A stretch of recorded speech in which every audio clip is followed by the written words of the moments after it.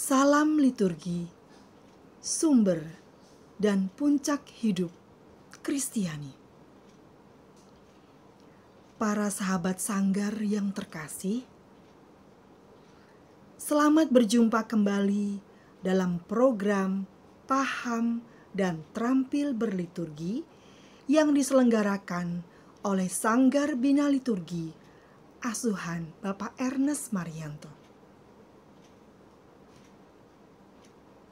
Dalam episode 6, kita berbicara tentang Tuhan kasihanilah kami atau Kyrie.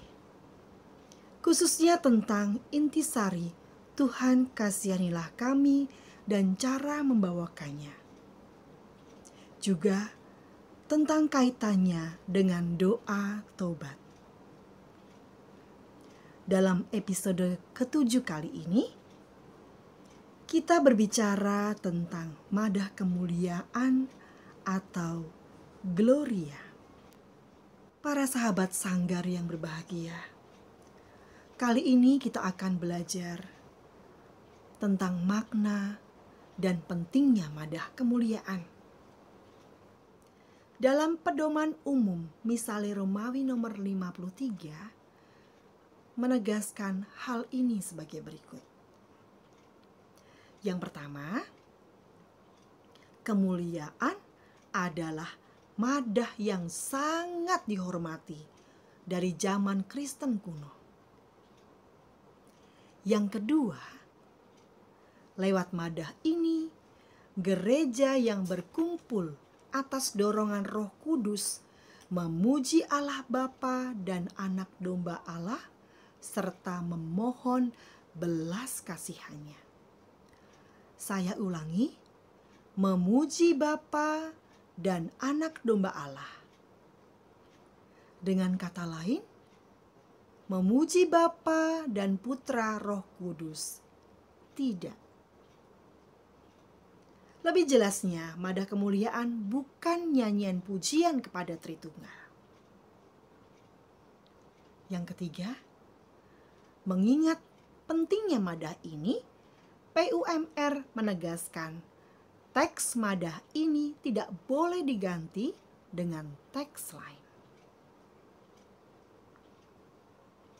Para sahabat Sanggar Bina Liturgi yang dikasihi Tuhan,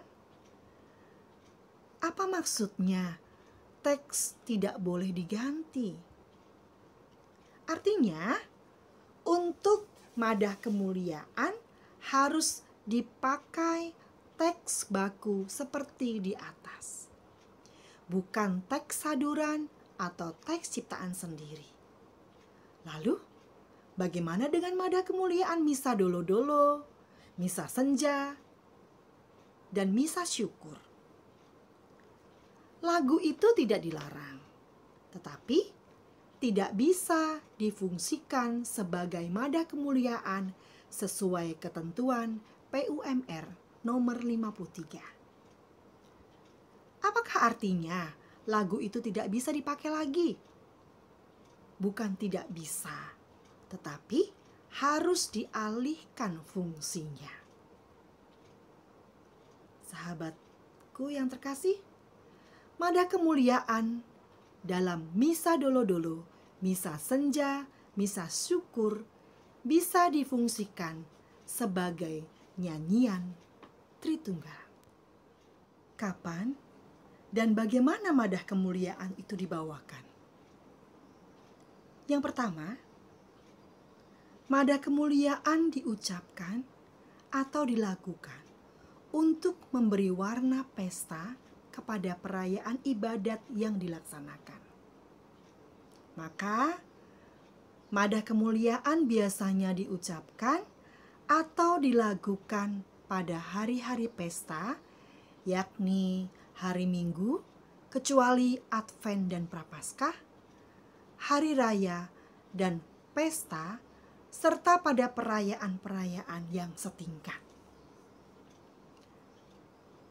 Pada pesta-pesta ini, kemuliaan dibawakan langsung sesudah Tuhan kasihanilah kami atau sesudah tobat cara ketiga. Lalu bagaimana cara membawakannya? Masih menurut PUMR nomor 53, madah kemuliaan diangkat atau dibuka oleh imam atau lebih cocok oleh solis atau oleh kor. Kemudian dilanjutkan oleh seluruh umat bersama-sama. Atau silih berganti antara umat dan kur, atau oleh paduan suara saja. Bisa juga silih berganti antara umat bagian kiri dan umat bagian kanan. Para sahabat Bina Liturgi yang dikasihi Tuhan, madah kemuliaan merupakan lagu yang panjang. Kalau tidak dibawakan dengan baik, akan terasa berat, melelahkan, bahkan membosankan. Untuk mengungkapkan roh lagu dengan baik, madah kemuliaan bisa dibagi menjadi 3 bagian. Yang pertama, bagian pertama dari awal sampai dengan Ya Tuhan Allah, Anak Domba Allah, Putra Bapa, suasananya puji-pujian, penuh sukacita. Bagian kedua, 3 seruan memohon belas kasih. Engkau yang menghapus dosa dunia, kasihanilah kami, dan seterusnya. Nuansa memohon perlu diungkapkan dalam cara menyanyi. Tetapi jangan terlalu diperlambat sehingga lagunya menjadi berat dan melelahkan. Banyak kor gagal di sini, sehingga sulit untuk kembali bersemangat pada bagian berikutnya. Nah, para sahabatku sekalian, bagian ketiga mulai karena hanya engkaulah kudus sampai akhir, suasana kembali ke puji-pujian seperti bagian pertama.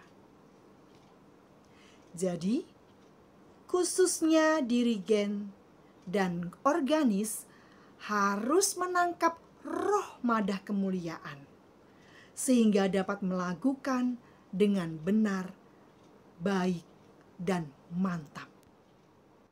Para sahabat Sanggar Bina Liturgi, apakah masih bersemangat untuk belajar? Baik, mari kita melakukan beberapa kalimat dari ketiga bagian di atas. Kita ambil madah kemuliaan Misa Laudation dari puji syukur nomor 348.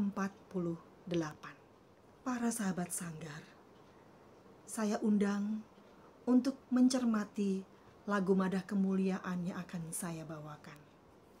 Kemuliaan kepada Allah di surga dan damai di bumi kepada orang yang berkenan padanya. Saya membawakan madah kemuliaan bagian pertama dengan cara yang salah, para sahabat Sanggar Bina Liturgi. Sekarang saya akan mencoba memberikan contoh cara menyanyikan madah kemuliaan bagian pertama dengan cara yang benar. Dan damai di bumi kepada orang yang berkenan padanya. Mari kita bersama-sama berlatih menyanyikan madah kemuliaan bagian pertama dengan cara yang benar bersama-sama. Baik, kita mulai. Dan damai di bumi kepada orang yang berkenan padanya. Mari kita nyanyikan dengan cara yang benar bersama-sama.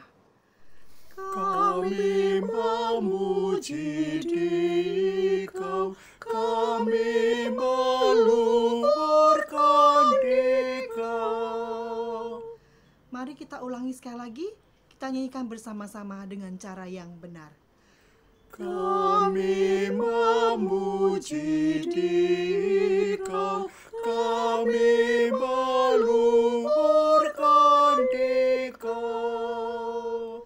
Baik, itulah cara yang benar menyanyikan Madah Kemuliaan bagian pertama. Mari kita lanjutkan latihan kita pada Madah Kemuliaan bagian yang kedua. Saya akan memberikan contoh. Para sahabat sekalian, silahkan menyimak dan mencermati bagaimana cara menyanyikan saya pada kalimat berikut ini. Apakah benar? Apakah salah?